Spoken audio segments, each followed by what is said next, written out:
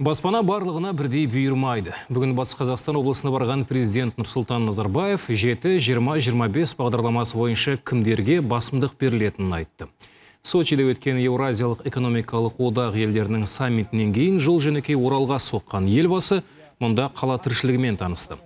Айтуынша, өзеннің қоршауындағы экологиялық таза қала ауыл шаруашылығын дамытуға өте қолайлы жер. Жергілікті шенділерде қарап қалмады. Өңірдің мақтауын асырған облыс әкімі Назарбаевқа ет өңдейтін зауыт пен жиһаз фабрикасы және ғимараттардың сыртын қаптауға қажетті материал шығаратын кәсіпорынның жұмысын көрсетті. Осы жерде президент қолжетімді баспананың құрылысына тоқталды. 7-20-25 бағдарламасының шаршы метрді тек мұқтаждар ғана алады, деді Назарбаев.